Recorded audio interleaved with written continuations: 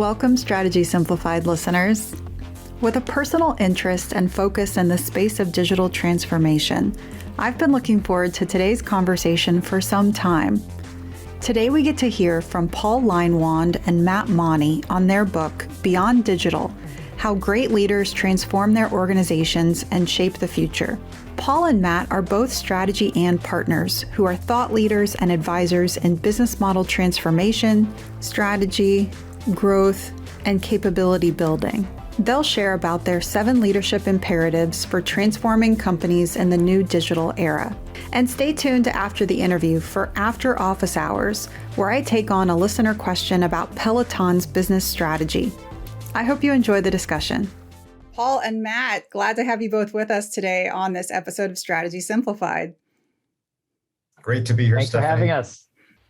We are so glad to speak with you today. Excited to learn more about your pathway, your journey, of course, the new book that you've written. But first, to kick us off, would love if you could answer a few fun questions. It's something that we like to do around here.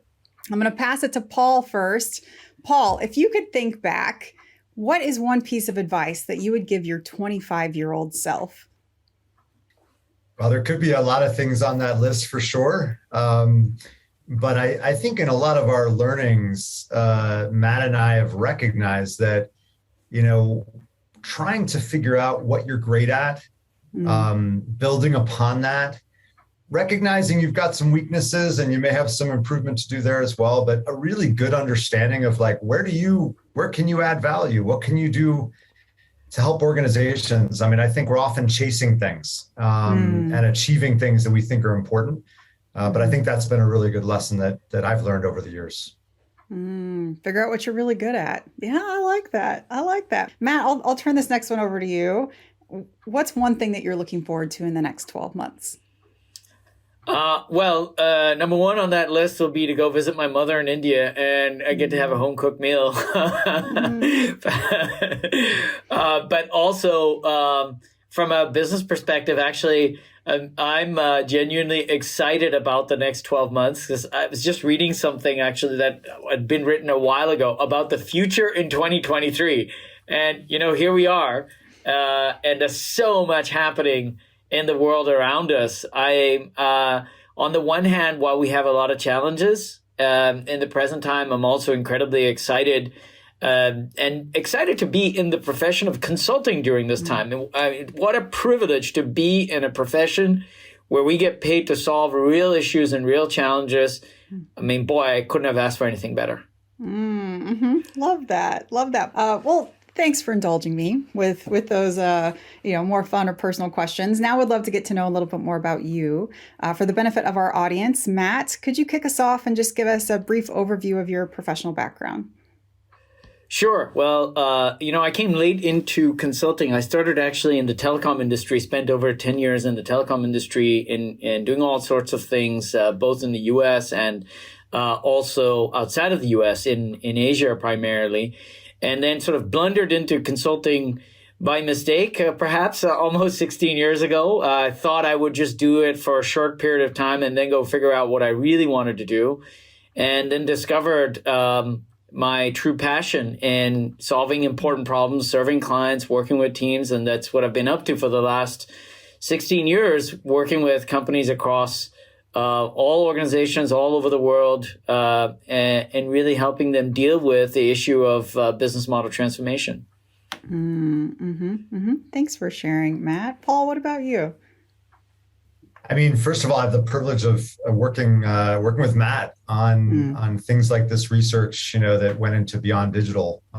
So that's a tremendous opportunity. It's a lot of fun. I've learned a huge amount.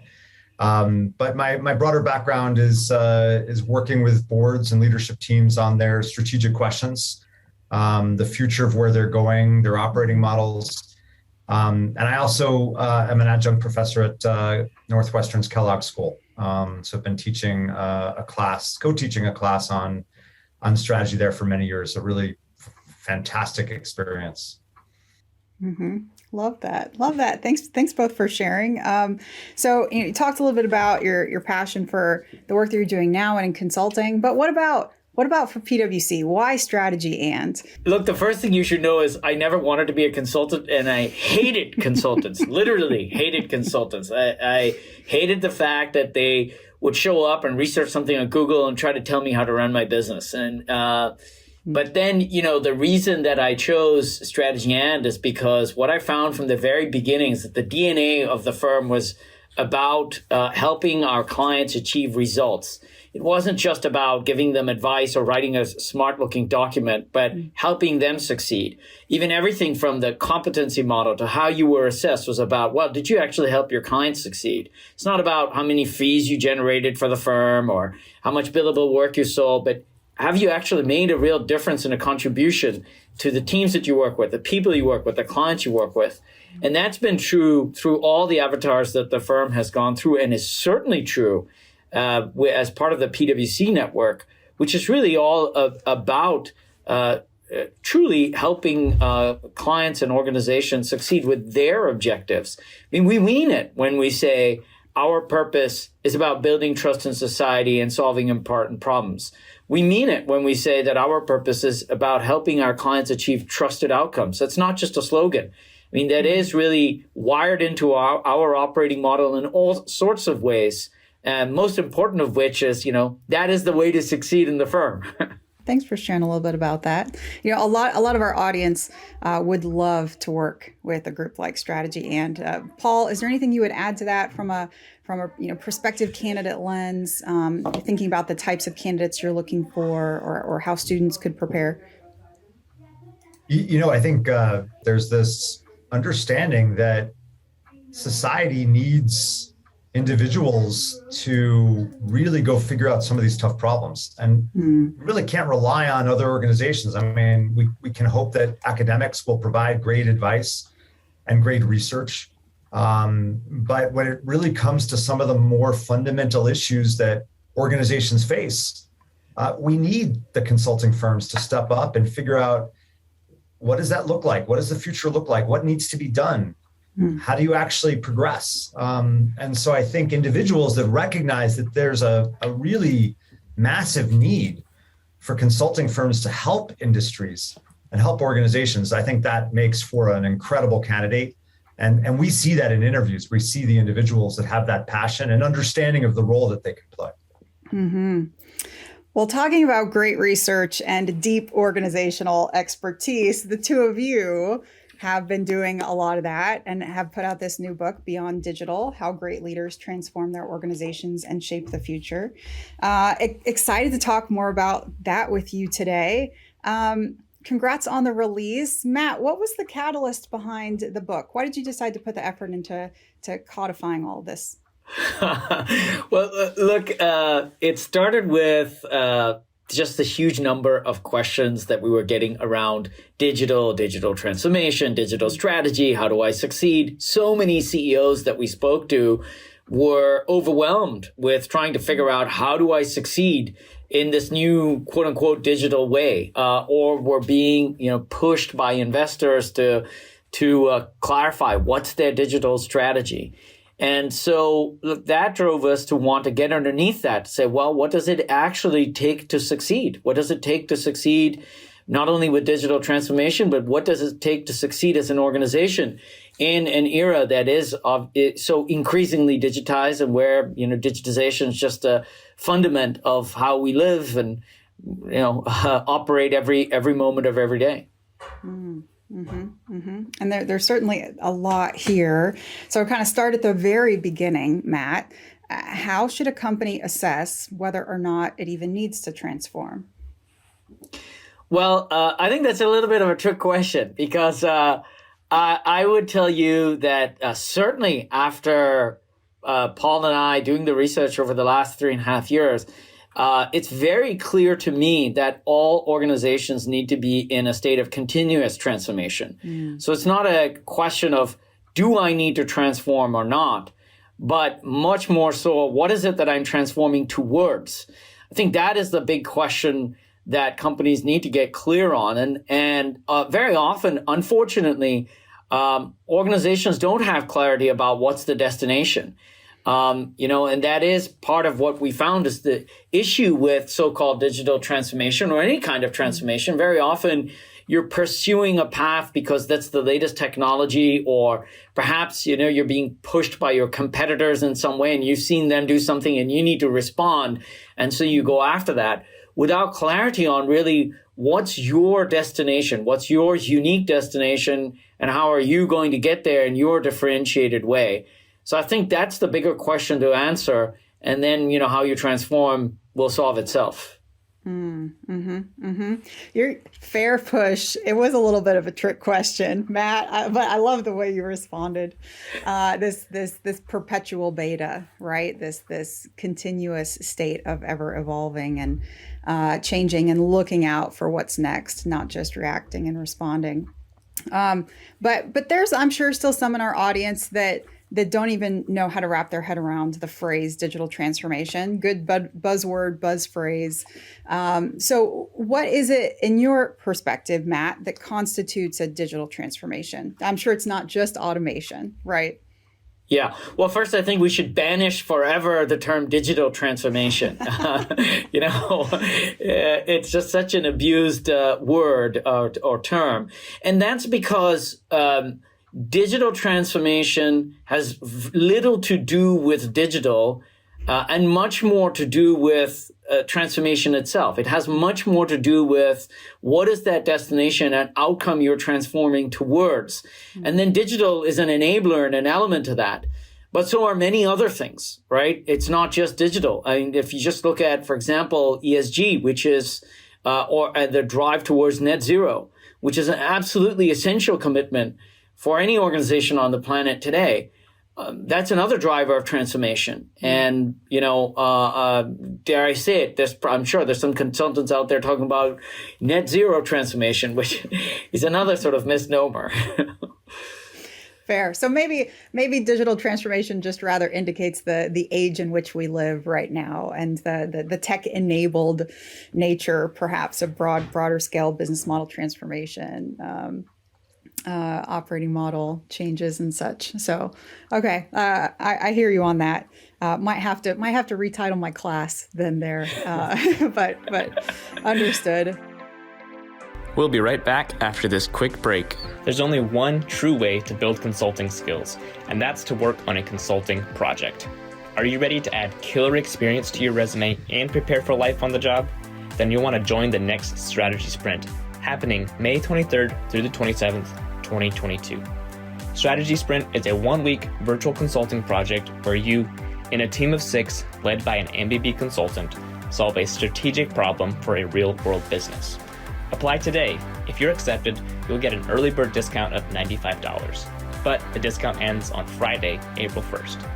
Click the link in this episode's show notes to complete the 2-minute application today. There are only 24 spots available, so don't miss out. Across the book, you lay out various leadership imperatives, 7 of them. Would love to touch on some of the lessons that you've laid out here. One of your imperatives is disrupt your own leadership approach. Paul, I'm curious. We know that successful transformations, they're all-encompassing efforts. They require clear-eyed focus, direction, and strong leadership. From your perspective, who within an organization really needs to spearhead and own a business transformation? Yeah, great question. And I mean, these types of transformations that we're talking about are not going to happen if the CEO, the board, and the leadership team of the organization, right, don't see themselves essentially as driving the change towards the future. And this is a big opportunity. And the reason why we talk so much about leadership in this book, both at the individual level, there's lots of leaders, not just the CEO, but also these leadership teams, is because they are essentially the system by which transformation happens. And if that system is focused on today, and that's understandable, but if all of their focus is on today, reacting to the needs of the organization, right, we really can't transform to that destination Matt talked about. And so there are massive opportunities for leaders themselves to look at, how am I bringing my best every day to the job? Or do I have the right skills and experience to actually even think about what the transformation is going to be? Can I lead by example in terms of things like being a tech savvy humanist, which is one of the paradoxes we talk about in the book, right? Understanding technology, but understanding how human beings are going to interact with it, both my consumers and customers, but also my employees. So the job of a leader and a leadership team have become very difficult. It's not enough just to kind of manage today. It's not enough to look at the future. You got to do both. And so the book provides a lot of guidance around how these 12 organizations that we researched did just that, both at the leadership team level and the individuals that were running those organizations. Mm-hmm. Can I do a quick pile-on there? Mm-hmm. So, I think the other thing too is that to succeed as an organization today, we need leaders who recognize that they can't operate with a model that they as leaders are the font of all knowledge and they have all the answers, and the organization needs to only follow the tone at the top, as we used to call it. But also that indeed they actually do need to invert how they lead by empowering and enabling others to lead, because they will need their people who are on the front lines interacting with customers, with partners, with suppliers to make moment-to-moment choices that really fuel and drive their business. And especially if they're interested in building an organization that has life, that fulfills a purpose, they will need to shift and lead in that way, as opposed to issuing every employee a manual and saying, follow exactly what's written in here. Man, that makes me think of another thing that you wrote in the book around the top leadership team needing shared accountability and collaboration to lead through the transformation. So, Matt, in reality, what does that look like? What does that require? Well, a few things. I think, first of all, it's as Paul said, you do need to look around and see whether you have the right roles even in your leadership structure. And I don't mean just the senior-most leadership. I mean also all through the organization. Do you actually have the right the right roles, the right skills for what you need in that leadership team? And a big part of that has to come from the recognition around the knowledge that your existing team has, perhaps the skills that you have, the places where you may need to bring in other perspective, points of view, skills, etc., into the team. And then I think a big part of it is also being deliberate about your leadership behaviors and how you work together and how you really collaborate. Because if you expect your organization to collaborate, not just internally with people within the four walls of your organization, but you're expecting them now to collaborate with customers, with your ecosystem partners, then you as a leadership team also have to work in a much more collaborative model. You have to break out of the old model where leaders were competing against each other for the top job to actually caring about each other's success and figuring out, look, how do I actually work together to achieve a joint success as opposed to just my individual performance? And the companies that we spoke to, the leaders who we spoke to, showed us that there is a way to do that. It's not just theory. There are very practical ways in which they apply these imperatives, including, committing to specific behaviors that they implement at the end of every meeting. One of the great stories that came out of our research was at Microsoft, where at the end of every meeting, they would ask the question of, well, hey, did we operate out of a growth mindset or not, right? And that might seem like a little bit of a silly thing, but that one specific change that they brought in an action led to really a shift in their behaviors around, hey, how are we approaching problems? Are we, just sort of complaining about everything and add reaction to what's happening in the world? Or are we looking at, hey, how do we shape the future and how do we actually tackle and transform what we need to transform so that we shape our own destiny as opposed to having it being dictated to us? I think there's a recognition here that that all leaders and really everybody in an organization needs to make, which is that the problems of today require incredible levels of collaboration in an organization. It's just not going to happen in today's structure. So if you come to the meeting with a mindset of, I'm going to get to this meeting, I'm going to represent my area, I hope I can kind of come out unscathed, that is going to be a recipe for maybe protection, but it's not a recipe for growth. It's not a recipe for achieving some of these incredible outcomes. And so leadership teams actually need to really work on solving challenges, right? Not just kind of, provide their input. And I think that CEOs and the leaders that get their leadership teams working on issues, working on capabilities, building some of these incredible cross-functional outcomes that we talk about in the book. Like when you get that understanding, people kind of drop down okay, I'm kind of here for my own area, and they understand that there's something bigger that needs to get done. Mm-hmm. That referencing that Carol Dweck's work, right? Fixed mindset versus growth mindset, that kind of positioning and the way that you think about growth and development. And but not only that, I heard you both reference the potential changes required and necessary in terms of organizational structure and in terms of the way that you think about constructing, managing, and measuring teams. You speak to, moving from the traditional functional organization to outcome-oriented teams, including things like, for example, innovation and customer experience are two that you referenced in the book. Wondering, Paul, if you could talk a little bit more about what that looks like and why you think that shift is necessary. Well, the functional model has served us really, really well, right? It's probably 100 years old. It was all based on this idea that there were different skills and we had to develop those skills. And then in those skills, we could get work done, right? The finance team would do its work and HR would do its work, marketing. Today's environment is different, right? These capabilities, the things that actually drive advantage are hardly ever sitting in just one function. The example you talk about, innovation, right? Doing innovation really well. Yes, probably there's some R&D and maybe some engineering, but there's great marketing, there's great insights, there's great finance, there's great selling understanding. And therefore, at some point, companies that wanted to be great at innovation said, we're not going to just have an R&D team. We're going to assemble experts from wherever they come from, and we're going to have them work together all the time, not in cross-functional teams when it's a second priority. It's not clear where the budget's coming from and who's providing leadership.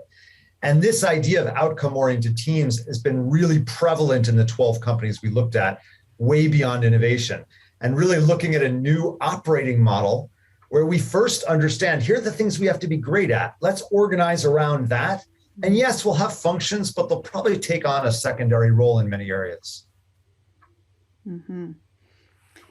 How does it, I'm curious, when you think about all the things that go into a transformation, certainly to be successful, the list is very long.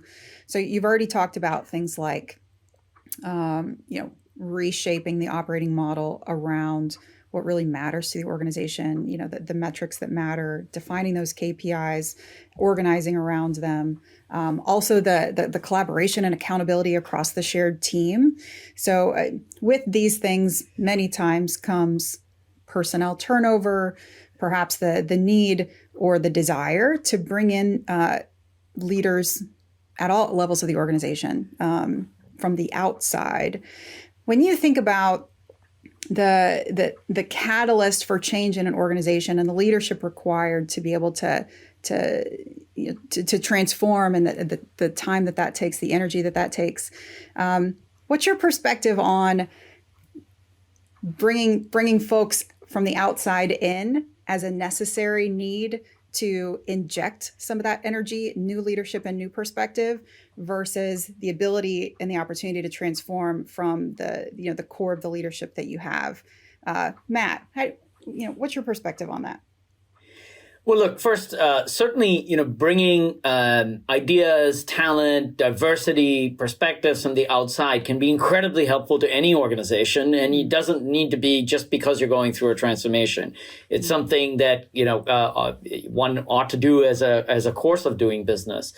And that said, that I think, again, what's important is having clarity on, given the destination we're transforming towards, now, who do I need in order to shape that? That may not always come from from replacing people internally. It could, for example, certainly come from your own organization, especially when you start collaborating and working in these outcome-oriented teams. You start to discover, actually, hey, I may actually have all the catalyst and all the impetus I needed internally, but maybe didn't recognize it. It can also come from your partner ecosystems. So it's not always necessary that you're changing out people within your organization. But in many of the companies that we spoke to, part of the inspiration that they got was what they were hearing from their partners that they worked with, and the insights and ideas they got from them. And then a real big source of energy is your customers. In fact, that's probably the biggest catalyst for transformation in all of the companies that we spoke to, is that when they started really engaging with their customers about the real issues that their customers needed to have solved and what were the problems that they were dealing with, not just, how do you buy from me and how do you use what I get, but in the end, what is it that you're using what I provide you with to solve, and what's that real issue you need to deal with? That became a huge source of energy and inspiration. In many cases, customers were even willing to co-innovate and support the innovation process in the transformation journey. And when I say innovation, I don't mean just innovating new products and services. I also mean other things like, how do you rethink your own operating model, your talent model, or any of the other things you might need to do to succeed as an organization. Mm-hmm. Mm-hmm. So there's this aspect of, you think about transformation, you think about organizational improvement, you can become more profitable, you can improve along the lines of what you already do today, you can move into adjacent spaces, you can also develop and move into new core lines of business. When you think, Paul, about organizations going on this journey, living in this perpetual beta, always needing to evolve and to innovate and to look for the next thing, how do they balance kind of improving their current core line of business while also trying to create and test and iterate upon potential new core lines? Yeah, this is one of those big questions of transformation, right? How do I move to the future? I might see it, but I also have my current business. And I think, the 12 companies did a really nice job of understanding that balance. And it's not, either or, although sometimes it does require bold moves, like, Citigroup saying, we have two different types of businesses here, and we need to let this new digitally enabled groups of businesses actually really thrive and get the investment they need. And we'll set that up in a separate operating model. Or Philips, right, saying we're going to become a healthcare organization focused on people's lives. And yes, we have this lighting business and personal electronics, but we can't stay in that business any longer. So sometimes it's big, bold choices to focus on the future. But there's a part of the book that I have to bring up here, which is our privileged insights discussion. And this is such an important part of being relevant today and being relevant in the future, because you can design an incredible place in the world like we talk about, but what keeps it fresh in a changing environment is having a relationship with your customers like nobody has. Getting data, getting information, engaging with them, right? So it's not market research. Market research was very useful, but market research largely gives you information that your competitors can get through the same survey or focus groups. Privileged insights, on the other hand, is a system. It's where you're engaging, you're learning, you're building that into your innovation process all the time so that you're improving services today and products today, but you're also getting the insights of what's to come. And there were really cool examples, but certainly Adobe in our book, right, where their product actually enables understanding how people are using the software. What are they doing in there? Why are they moving around between menus? How do I make sure that they get what they need today? I can improve their experience when I start to see where they're struggling, but I can also figure out what the next generation of products are. Every one of our companies had this type of privileged insights capability, and I think it's going to be critical to address the question you just asked. Mm-hmm. Anything you'd add on there, Matt? No, he did a great job. Yeah, no, absolutely. Absolutely. Well, Matt, something I have heard you talk about a couple times already today is this notion of ecosystem, either an ecosystem player or an organization having those partnerships within a broader ecosystem.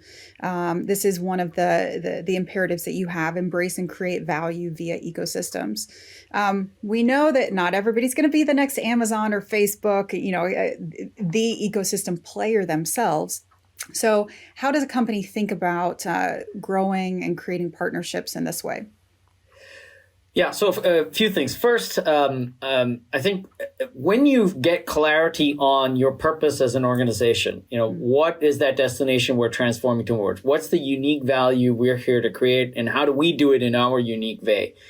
You'll quickly realize that in order to solve the customer problems you're here to solve, you can't do that on your own. You have to actually do that working together with others. And the opportunities for you to do that today are significantly greater than they were before, simply because also technology and many other barriers have become a lot easier to overcome, number one. Number two, you'll also, I think, need to recognize that when you think about ecosystems, it's not just being a platform business like an Uber, an Amazon, or an Alibaba, right? There are many other ways to play in ecosystems, and you probably already are operating within some set of ecosystems today. The question is, are you actually embracing and creating value through them? What I mean by that is that what we lay out in the book, that the way to create value through ecosystems is not just through the transactional relationship of partnering, let's say, which is just all about what do I get out of this relationship, and sure, what do you get in return, but more when you work in an ecosystem, first of all, around solving a customer issue. So what is the joint issue that we're here together to solve, number one? And then when you are engaged in the ecosystem in a way where you're not just looking at what does my organization extract from this, but also making sure that we're contributing value into the ecosystem such that all of the other partners in the ecosystem are benefiting. So some of the organizations that we spent time with, like one of the great ones was Komatsu, and they're a construction equipment manufacturer, and they got interested in, hey, how do we solve the problem that our construction industry customers have, not just of using our equipment, but they have a bigger issue of using our equipment along with others to schedule and manage a construction job, get it done efficiently, get it done with high quality, meet sustainability standards, safety standards, etc. And in order to solve that problem, we've got to work with not only a lot of other players in the construction ecosystem, but even our competitors. And so they opened up their data, made it available also to their competitors, so that they then could work together to solve their customers' real issues. And as part of doing that, paid attention to, hey, how do we make sure that not only our customers are benefiting from this, but everybody else who's participating in this ecosystem, to make it worthwhile for them, they have to benefit from this.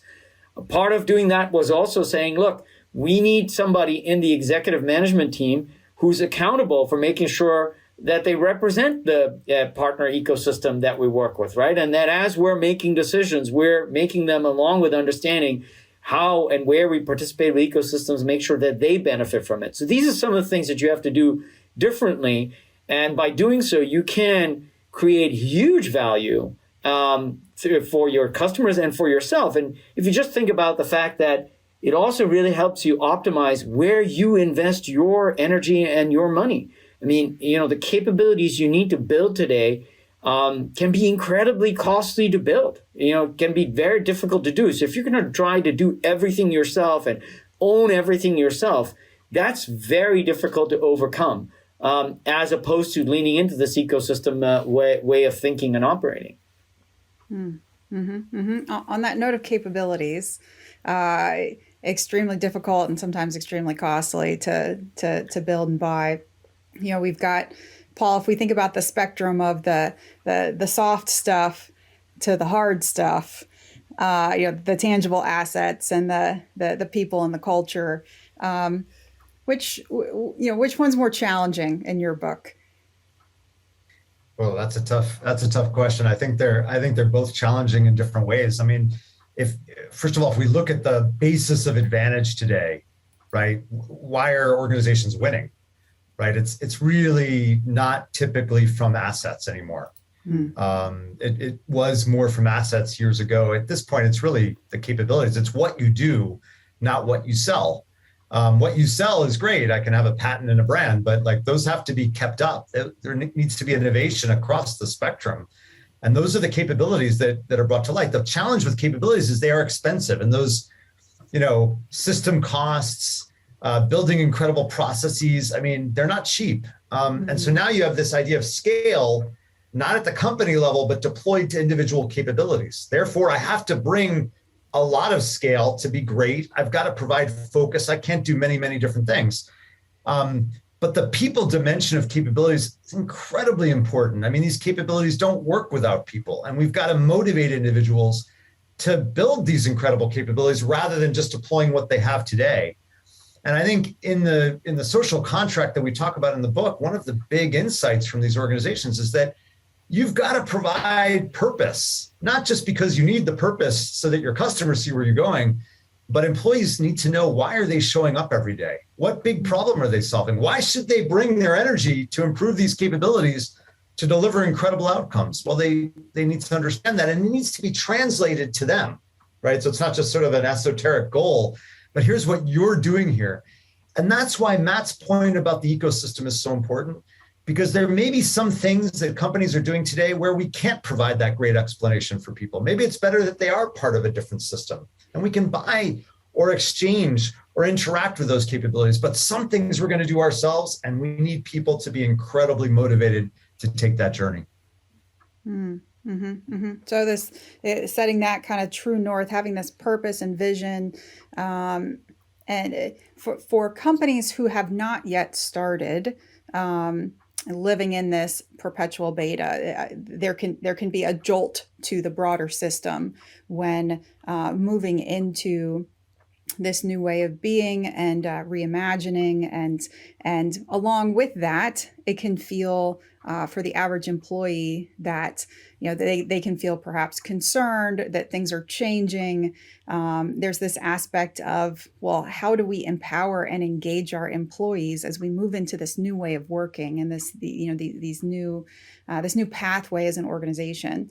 Matt, what's your perspective on kind of how an organization can continue to drive its workforce, empower and engage them, especially when you're in the beginning or middle of a transformation and the overall impact isn't clearly in view?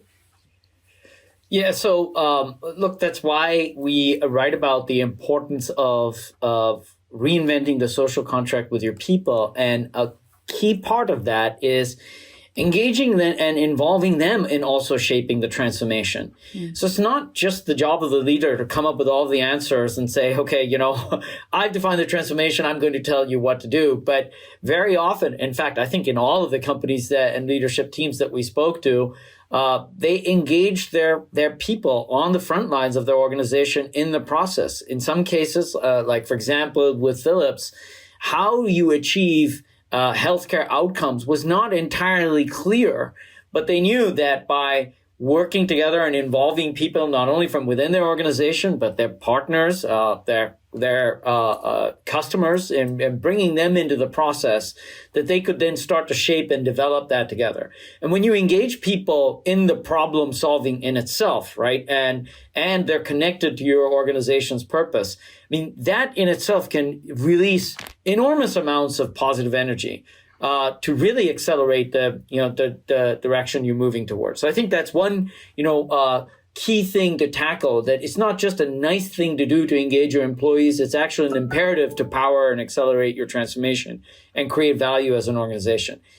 The other thing that I would say is important for leaders to recognize is that it's the job of leaders to both perform and transform, which means, yes, you do have to manage the organization as you have it today, and it's your job to make sure that you deliver short-term results or quarterly earnings or whatever it is that you're focused on. And you're also accountable for shaping the future and giving the organization life. You can't just rest on your laurels and say, well, hey, I'm going to retire in a year and it'll be somebody else's job to worry about this. So, I'm not going to do anything about it. Your fundamental reason for being a leader is part of your job includes shaping the future, creating that pathway so that there is a life and a value beyond just you as an individual. So, Matt, you've talked about a lot of things, and obviously Paul as well. You've talked about getting to know the customer better. You've talked about engaging and problem solving across the various levels of the organization. You've talked about needing to reshape the operating model, and that may require organizational structure changes, leadership changes, You've talked about trying to figure out what a company's really good at and kind of their value proposition space in the world.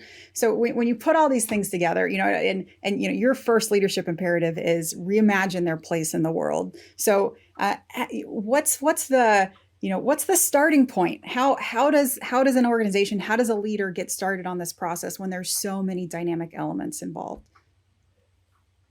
Yeah, I can jump in here. I mean, I think that is a hard thing to do.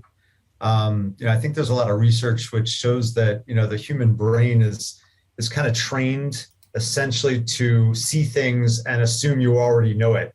And I think that's true about big strategic challenges, which is, leaders often probably feel like, look, we're doing a lot of great stuff. We've got a lot of great experiments, sometimes stepping back and recognizing there's probably a bigger decision and a bigger path.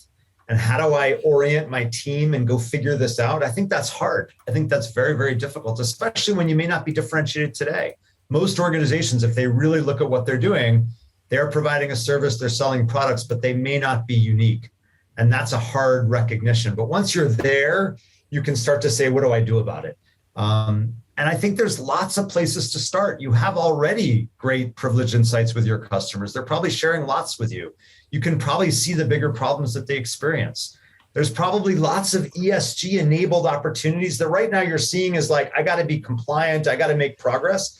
But what if you embrace those ESG opportunities to define who you are? And we're seeing more and more organizations get there. So I think there's plenty of impetus for what a reimagined place in the world can be.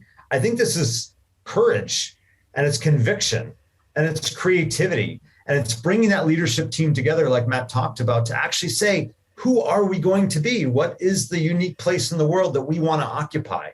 And I think if we have those conversations, we're going to see incredible things as a result.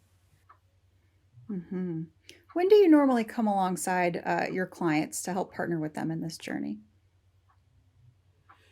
Look, it can start at all levels. Sometimes it starts at the very foundational question of, hey, as you said earlier, we're looking ahead into the future, and we're looking at what should our reimagined place in the world be, and how do we approach this?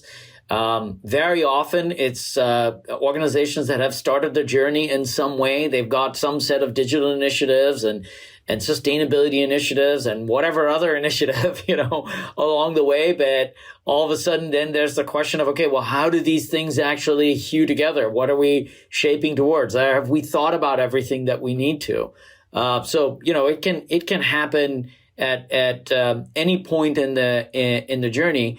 And I think that's actually great, because it's not that organizations today are standing still. I would say, certainly in my experience, most organizations are doing something about shaping the future. Question is, of course, do they have, again, clarity about what's the destination that they're trying to get to, and have they put it together as we've laid out, with these 7 imperatives, which, by the way, we're not arguing that, these 7 things are definitively it, but they certainly are a great starting place. And with the examples of the organizations that we spent time with, they certainly show us that it can be done if you take these 7 imperatives on the way we've laid them out. Mm-hmm. Matt, Paul, really, really, really appreciate both of you taking the time being with us here today. We hope that everyone will continue to read about those 7 leadership imperatives across the 12 organizations profiled here in the book, Beyond Digital: How Great Leaders Transform Their Organizations and Shape the Future. Thank you both again. Thank you. Thank you.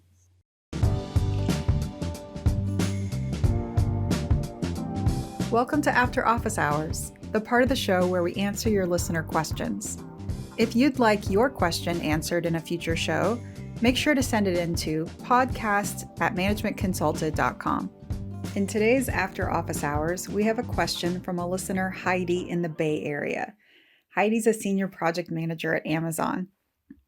Heidi says, I just found your podcast and really like the content. Well, thank you, Heidi. We appreciate that. She goes on to say, Peloton has been a super hot topic. I want to hear your thoughts on whether its own product, biking, limits its total addressable market. And is this the best Peloton can do regarding revenue? Well, Heidi, we really appreciate your comments and your question. Let's take your question in 2 parts. So is this limiting their total addressable market? Absolutely. Absolutely it is.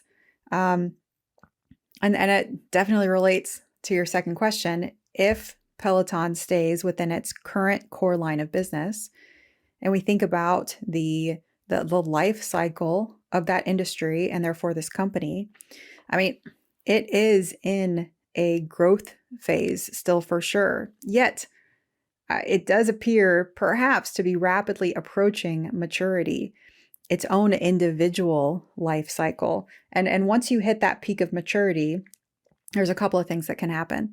Naturally speaking, what will happen is it will fall into decline over time. Revenues will peak and then they will drop, as that industry matures. But decline is not the only option. Renewal is possible.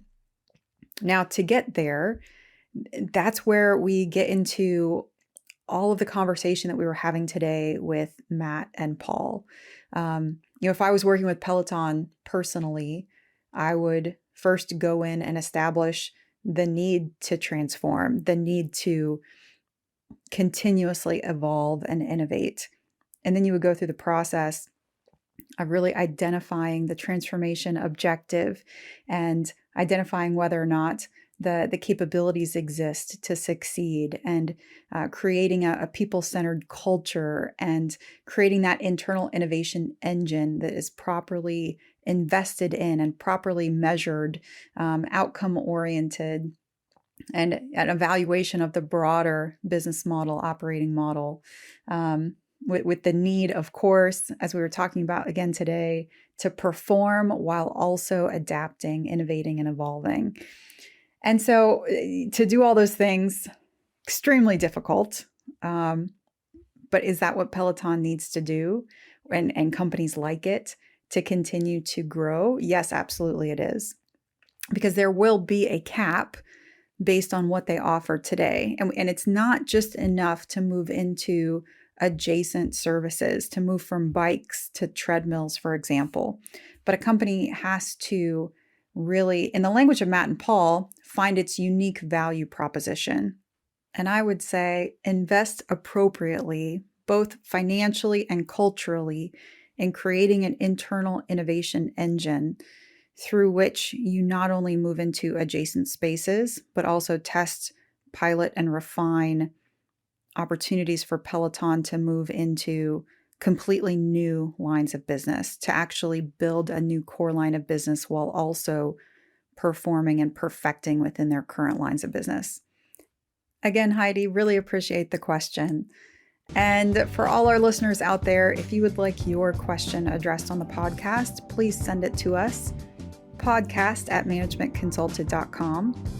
Make sure to include your name, location, where you're at in life, and your question. Even better yet, we would love a voice memo from you. So open up the voice recorder app on your phone, record yourself asking the question, and we'd love to get that in a future episode.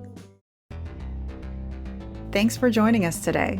Companies today have to operate in a state of continuous innovation, perpetual beta, if you will. The need to consistently adapt and innovate is tremendously complicated. Organizations need to still perform while also innovating, as was spoken about today.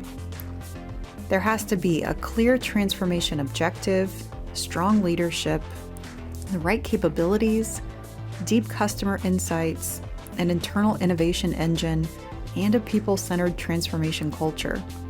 That's a lot. And I appreciate Paul and Matt taking the time to join us today and talk us through their perspective.